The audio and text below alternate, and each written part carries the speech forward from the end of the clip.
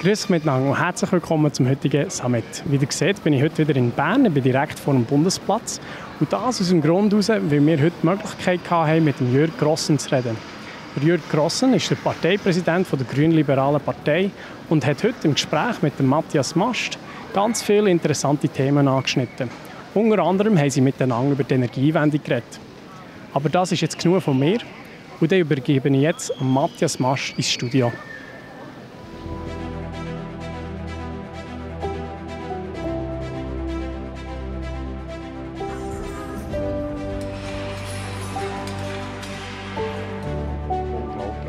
Die kleinen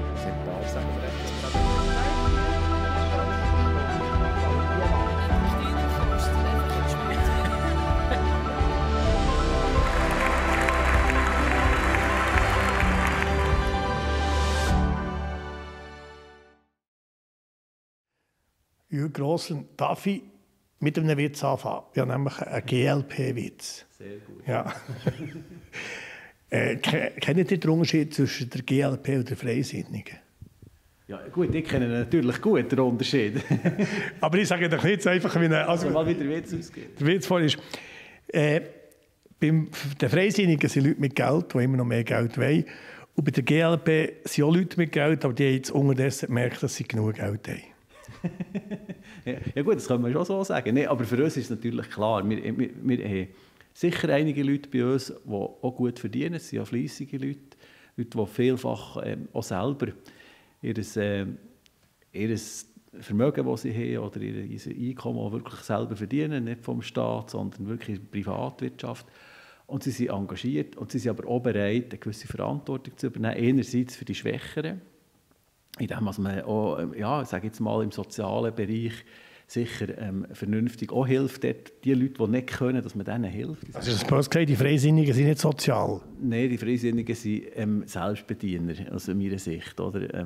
Es ist schon richtig gesagt worden, die wollen noch mehr, oder? Sie sind nie zufrieden. Nee, wir wollen auch mehr, aber wir wollen vor allem eine bessere Welt und wir sind bereit, auch etwas zu investieren in Nachhaltigkeit. Und das bedeutet im Klima- und Umweltschutz, dass man dort das wirklich ernst nimmt, etwas macht. Und in der Wirtschaft bedeutet das auch, ich bin selber Unternehmer, oder? Als KMUler kannst du nicht einfach, ist einfach gleich, was morgen ist, oder? Sondern da musst du wirklich auch darauf schauen, dass du nachhaltig bist. Das heisst, du musst gute Löhne zahlen, du musst zu deinen Leuten schauen, du musst schauen, dass man einen Plan hat, wie geht es weiter bei Nachfolge und so weiter. Das sind alles Nachhaltigkeitsthemen. Ich glaube, das sind die Grünliberalen sehr mit einer guten DNA unterwegs. Der Witz hat den Hintergrund, er ist abgekupfert einem uralten Witz. Der hat nämlich geheissen, der Unterschied zwischen den Freisinnigen und den freien Listen. Das war ein ursprünglich Berner Witz gewesen, und ich brauche ihn eigentlich so ein bisschen als Metapher oder so. Dazumal, das war übrigens meine erste Nationalratswahl und ich konnte abstimmen, hat sich ja Leni Robert mit anderen Kollegen und Kolleginnen vom Freisinn abgespalten, weil Leni Robert den nicht aufgestellt hat. Der Freisinn war nicht links gewesen. Und sie hat dann die freie Liste gemacht, die aber dezidiert bürgerlich war. Ich sage jetzt auch bürgerlich-liberal, aber mit grünem Aspekt und vielleicht auch sozialerem Aspekt. Lustigerweise ist die freie Liste dann in der Grünen Partei aufgegangen.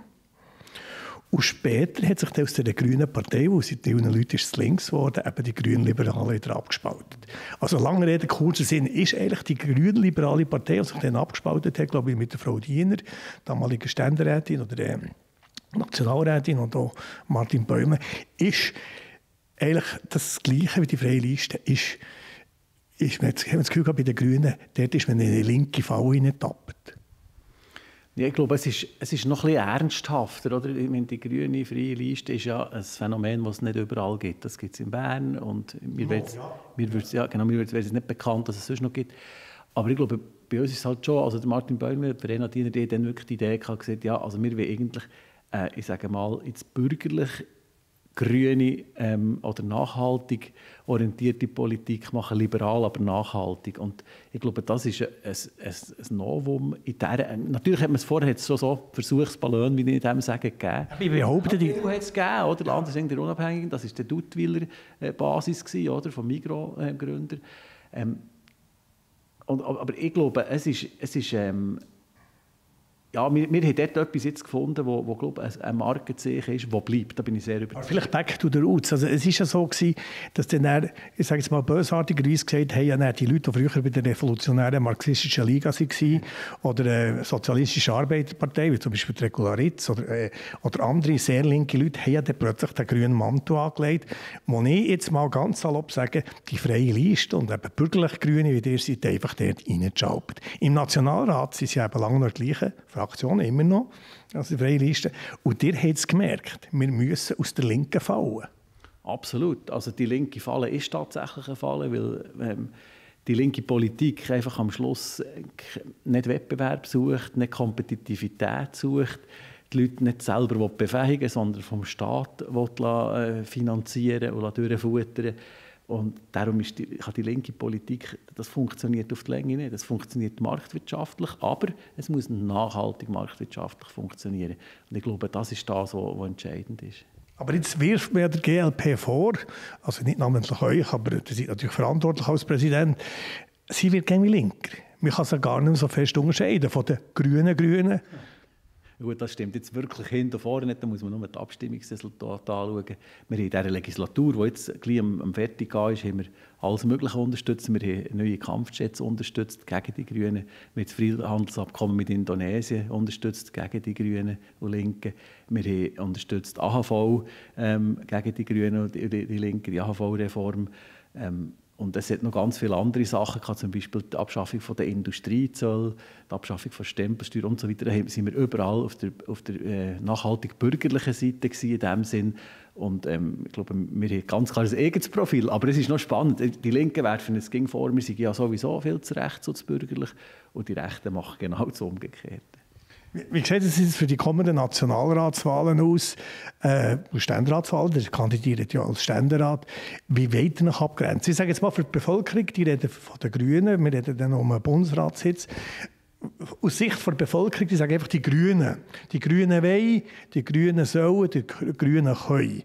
Ihr müsst euch aber eigentlich irgendwie abgrenzen zu den anderen Grünen. Wie machen ihr das jetzt im Wahlkampf? Ich habe nicht das Gefühl, dass wir uns noch abgrenzen müssen. Früher war das so, wenn ich in Frutigen, im Berner Oberland, überall war, ging es ja, dass sie die Grünen, oder? Und in der Zwischenzeit ist es völlig klar, für was die Grünen Liberalen stehen. Ich glaube, das hat sich massiv verändert in den letzten 10, 12 Jahren.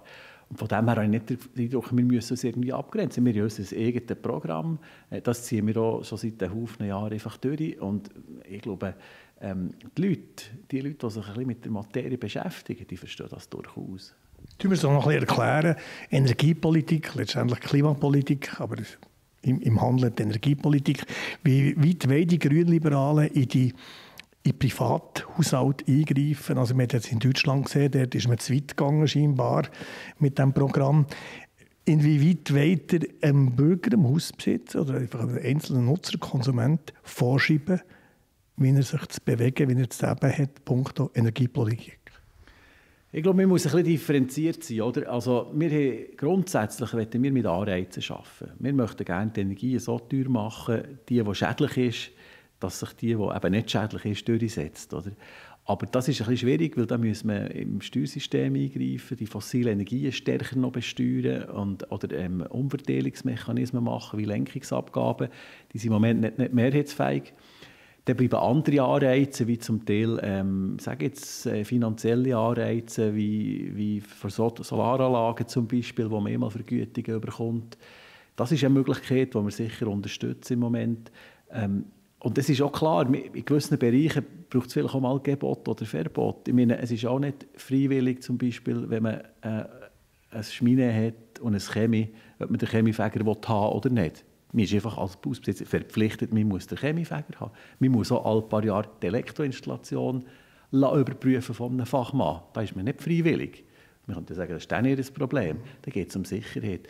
Und wenn es um Klimaschutz geht, beziehungsweise um die Schulden, die wir den nächsten Generationen überbringen oder überlassen, dann ist das eine ähnliche Situation. Und da darf man durchaus auch mal ein Verbot aussprechen. Es muss aber ein bisschen gemässigt sein. Wir haben jetzt gerade zum Beispiel die Initiative, die Solarinitiative, die die Grünen machen wollen, was sie jetzt hier angekündigt, wo sie sagen, wir wollen alle Hausbesitzer innerhalb von 15 Jahren zwingen, auf ihrer Dachfläche eine Solaranlage drauf zu tun.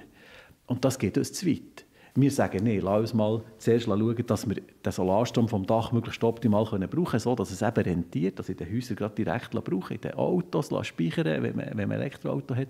Dann rentiert nämlich eine Solaranlage viel eher und durch das machen mehr Leute eine Solaranlage. Oder lassen uns zuerst einmal, wenn man so Vorschriften macht, das in den Kantonen machen, und zwar für Umbauten oder Neubauten. Aber nicht die Grünen sagen, das wollen wir auch noch auf Dächern, die schon bestehen. Und das geht uns zu weit. Das ist ein Eingriff in die Privatsphäre. Und dort muss man gegen so ein bisschen schauen, Fall zu Fall, was ist für die Leute noch verkraftbar. Weil das Zentrale ist, wir müssen ja die Leute mitnehmen auf diesem Weg zur Klimaneutralität. Wir können nicht einfach sagen, ja, wir wollen das jetzt politisch beschließen. Wir haben ja ein direktdemokratisches System. Am Schluss abstimmen wir über das und über eine grüne Extreminitiative abstimmen. Das bringt uns nicht weiter. Was uns weiterbringt, sind Gesetze machen, die jetzt an den Boden kommen und die Leute Solaranlagen auf die Dächer schrauben. Gut, das ist natürlich eine spezielle Lage. Ich habe böse gesagt, Sie sind befangen. Ja.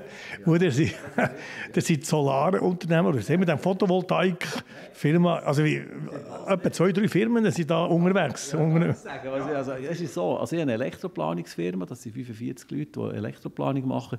Und dort haben wir ungefähr 1% des Umsatzes ist auch noch Planung von Solaranlagen. Was ist der Rest?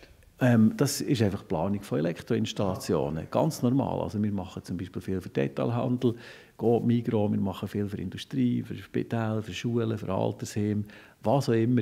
Und dort ist das ganz normale Elektroplanung, also Maschinen anschließen, Brandmeldeanlagen, Kommunikationssysteme, Internet, was auch ging, alles, was Strom braucht. Und das ist eigentlich das, wo ich mein Geld verdiene. Aber ich bin natürlich, als ich meine Berufslehre gemacht habe, vor 37 Jahren, haben wir die ersten Photovoltaikanlagen in der Schweiz herschrauben. Damals mit meinem Chef. Und das war in der SAC-Hütte. Da sind wir rumgeflogen und die montieren. Und da bin ich ein bisschen politisiert worden durch das natürlich, weil ich gesehen habe, oh, das ist noch cool, man kann dort mit Solarenergie Strom machen. Aber mein Chef hat mir dann gesagt, das ist nie etwas am Stromnetz. Das ist etwas so für Inselzeugs. Und das war schon 20 Mal teurer im Übrigen als heute. Vor 30 Jahren war es 20 Mal teurer. Ich habe es mal nachgeschaut. Und dann habe ich gemeint, das sei nichts. Und als der Chef nicht damals ist verunglückt, haben wir das Geschäft übernommen. Und haben wir das aber nicht übernommen, die Photovoltaik. Und wir haben bis heute nie eine Photovoltaik installiert. Das machen wir nicht. Wir planen einfach, aber das ist etwa, wie gesagt, 1% vom Umsatz. Und dann hat es noch Tochterfirmen, eine macht so Steuerungen für intelligente Licht- und Storesteuerungen und so. Das hat aber auch nichts mit Photovoltaik zu tun. Und die zweite Tochterfirma, die hat etwas mit Photovoltaik zu tun. Das ist die Firma Smart Energy Link. Die macht also Optimierungen für den Eigenverbrauch. Also wenn man eben Solaranlagen auf dem Dach hat, dass man den Strom möglichst direkt ins Auto, in Boiler oder was leitet. Das ist so eine Steuerung, die die machen. Also dort ist schon noch eine Verbandlung mit der Photovoltaik jetzt entstanden in den letzten Jahren. Das ist ein Novum. Jetzt haben wir endlich mal einen Politiker, der nicht für sich Werbung macht, sondern für eine Firma. Oder? Also, eine Firma. Das ist auch ein bisschen für mich. Oder? Klar. Aber eben, Photovoltaik, ihr seid der Photovoltaik-Pusher. Ihr wollt jetzt einfach überall Solaranlagen aufstellen, unsere schöne Landschaft, unsere touristisch wertvolle Landschaft, unser Gut, das wir haben, einzigartig, wollt einfach verstellen mit all diesen Solarständern. Also ich bin ja aufgrund von meiner Geschichte nicht der Präsident werden von Swiss Solar, das ist der Fachverband und in Zukunft Branchenverband von der Solarindustrie. Mir ist das eine Herzensangelegenheit und wir sind dafür, dass man primär einmal alle Gebäude und Infrastrukturen ausrüstet, die schon gebaut sind, wo man schon irgendwie etwas her... Da gibt es Berechnungen, dass es länger würde, wenn man alle versiegelten Geschichten mit Solaranlagen verstellen würde. Absolut würde das länger. Nur, wie wir vorhin gesagt haben, wenn man sie dann nicht noch zwingen dazu, würde es dann vielleicht nicht ganz länger. Und darum ist es auch nicht falsch, wenn man jetzt ein paar alpine Anlagen macht. Oder das, was wir da letztes Jahr mit dem Solarexpress im Parlament besprochen haben. Aber man muss sehen, bei diesen alpinen Anlagen, die müssen wir vor allem dort realisieren, wo wir schon ein bisschen Eingriff in die Landschaft haben. Ich denke jetzt da an Skigebiet. Da haben wir jetzt gerade hier im Berner Oberland ein paar schöne Projekte. Gstaad, Lenk, Adelboden und so, wo wir Projekte haben, die wirklich nach beim Skigebiet sind. Man muss nicht viele Leitungen bauen und kann den Strom auch gerade vor Ort brauchen. Wir denken daran, einen schönen Tag, die Leute sind auf den Ski, der Skilift läuft oder der Sessellift und die Sonne scheint und dann wird eigentlich auch mit Solarstrom angetrieben. Und am Abend, wenn die Leute weg sind, braucht es auch nicht mehr Strom, weil der Lift nicht mehr läuft. Also es ist eigentlich noch schön, wie das zusammenpasst. Und wir haben schon eine Landschaft, die beeinträchtigt ist von Strommasten, von Liftmasten und von Speicherseen und so. Dort kann man das machen. Aber die Photovoltaik war auch nicht so umstritten, aber trotzdem ist der Beschluss, oder der gefasst, also der dringliche Beschluss, oder ist ja die Windkraft ist ja noch fast umstritten, also die riesen deutsche Landschaft innen.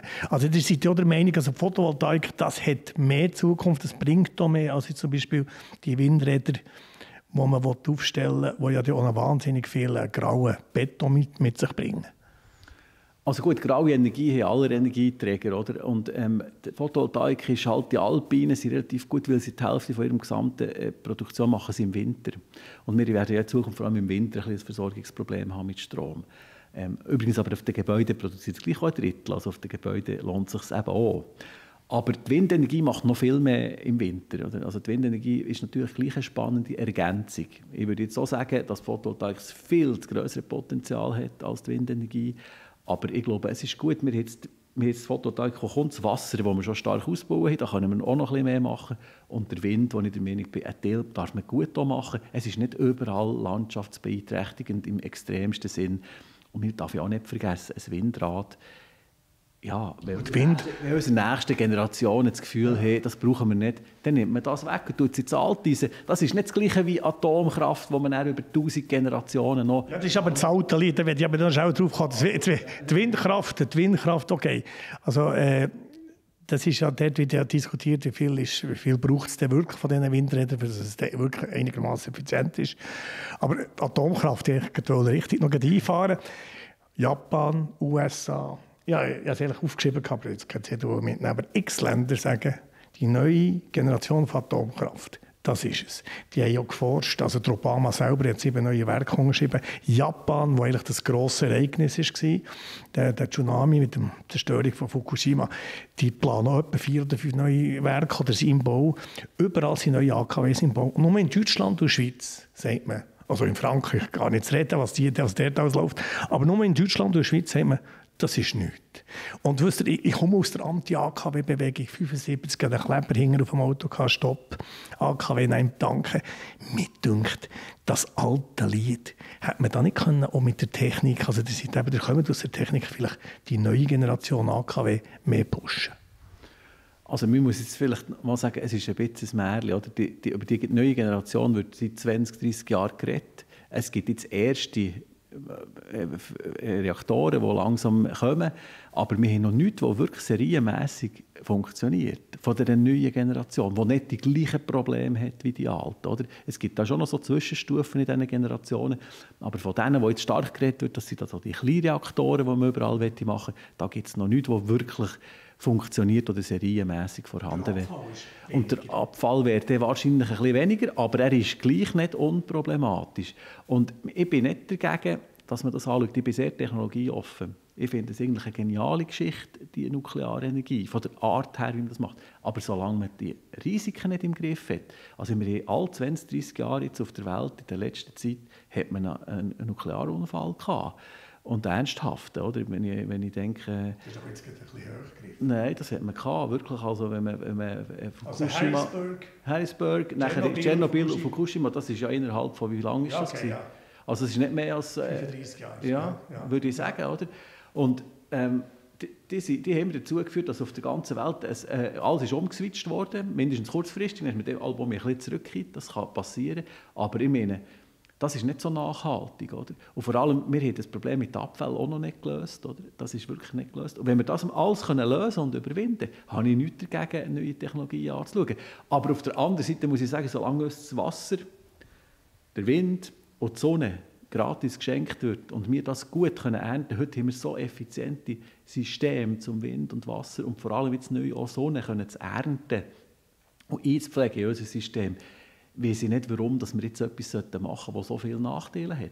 Aber ich bin offen, wir können über das diskutieren. Es kommt übrigens so mit der Initiative, die jetzt da angedenkt ist, werden wir sicher in den nächsten 2-3 Jahren über das reden. Der Albert Röschi sagt, ja, man darf sich den neuen Techniken nicht verschließen. Wie steht es mit der Erhöhung der Staudämme, namentlich jetzt da in Grimsel Staudamm? Ja, da sind wir natürlich seit x Jahren dafür. Ich kämpfe derzeit, dass ich 2008 in die GLP eintreten, kämpfen dafür, dass wir den Grimsel-Staudamm erhöhen, dass wir das Trift-Projekt machen. Das ist ein sehr, sehr wichtiges Projekt, weil mit dem Das muss man wissen, man sieht ja im Winter ein Problem. Wenn wir die Staudämme erhöhen und mehr Speichervolumen haben, in diesen Wasserstaudämmen, dann können wir uns länger versorgen im Winter, weil man kann mehr Wasser zurückhalten.